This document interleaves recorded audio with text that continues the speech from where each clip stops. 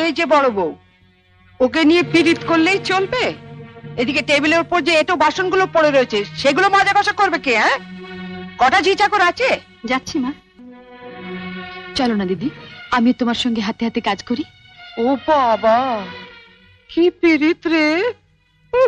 দেখবো দেখবো কত কাজ করতে পারো। দেখি তোমার বাবা মা কি গয়না পরিয়ে শ্বশুর বাড়ি পাঠিয়েছে। হ্যাঁ, গলার ওই দুটো সোনার না ইমিটেশন? আমার মা বাবা নেই, ছেলেবেলাতেই মারা গেছেন। আমি মামার কাছেই মানুষ।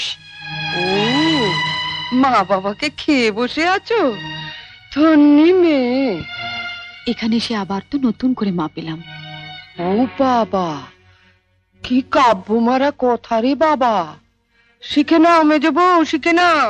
আমার বাবা ওসব ন্যাকামি আসে না। নাও, খোলো দেখি হাতটা। দেখি দেখি দেখি দেখি, ছোট বউয়ের মুখখানা দেখি। তোকে আবার কি খবর দিল? বা, রন্টুর বউ ভাতে যাবো বলে তৈরি হচ্ছে, হঠাৎ তনু গিয়ে বলল, তা মা, তোমার ছোট বউয়ের মুখখানা তো বেশ। এই দেখ তো, ওর গলার হারটা সোনার না ইমিটেশন? আমার তো মনে হয় ইমিটেশন। মা দেখেছেন আমার বিয়ের হারটা এখনো কেমন চকচক করছে? এটা তো মনে হচ্ছে না, কেমন যেন মেয়ের মেরে। এটা আমার মায়ের গয়না, মা মারা যাবার সময় মামার হাতে দিয়ে গিয়েছিলেন। এই সুটকেসে আরো আছে। দেখি দেখি দেখি, সরো সরো সরো না, বাপের বাড়ি থেকে কি আনলে দেখি।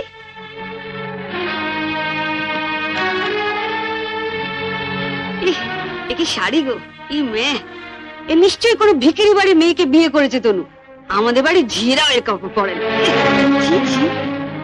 দেখ দেখ, বাবা লাল লাল হয়ে যাচ্ছে পাউডার।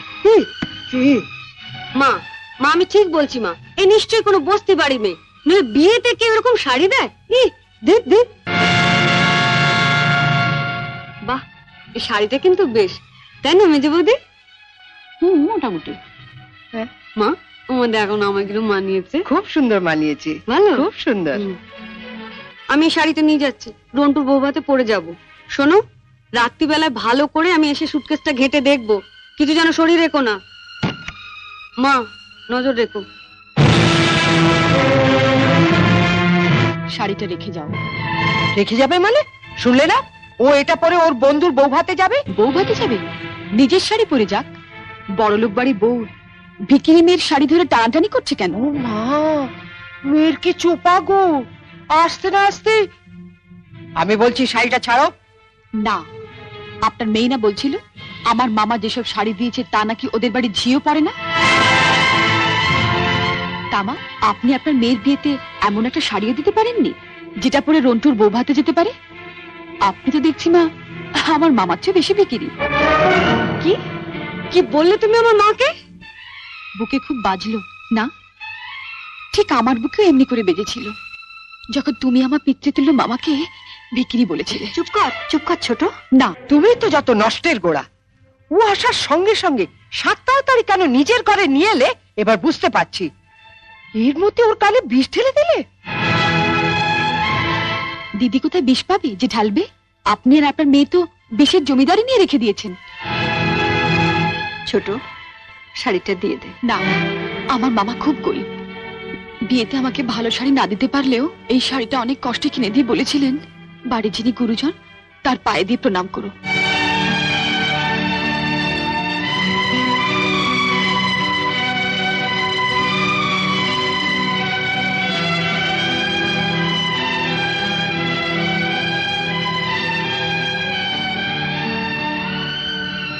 এ কি করলি হতভাগী? মা থাকতে আমাকে।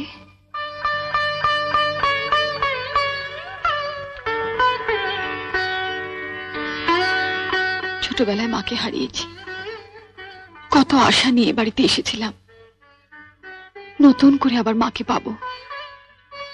কিন্তু বড়দি, ওনার যা মূর্তি দেখলাম এ তো মায়ের মূর্তি নয়। শাড়ি দিয়ে প্রণাম করলে আমার মরা মায়ের হাতটা কষ্ট পাবে। শুনলে মেজে বৌদি, শুনলে? যত বড় মুখ না তত বড় কথা। ঠিক আছে, রন্টুর বৌভাত থেকে আসে, তারপর তোমার হচ্ছে। দাঁড়াও, যাবার আগে ছুঁড়ে ছুঁড়ে যে শাড়িগুলো ফেললে সেগুলো সুটকেসে তুলে দিয়ে যাও। তুমি বড়লোক বাড়ির বউ, তোমার বাড়িতে 10-20টা ঝি থাকতে পারে, কিন্তু এই বাড়িতে তো ঝি নেই, তাই কাজটা তোমাকেই করে যেতে হবে। কি হলো, তোলো। ছেড়ে দে ছোট। তুমি চুপ কর বড়দি। রন্টুর বউ ভাতে যেতে গেলে কিন্তু এই কাজটা করে দিয়ে যেতে হবে ঠাকুরজি। আমার বাড়িতে? মা, কি ডাকাত মেয়ে রে বাবা। যাই, ওনাকে বলি গিয়ে যায়। তুমি কোথায় যাচ্ছ? শাড়িগুলো তোলো।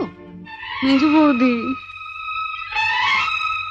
ও বড় বৌদি, ছাড়, ছেড়ে দে ছোট, ছেড়ে দে, নইলে কিন্তু রন্টুর বউ ভাতে যেতে দেবো না। তোলো।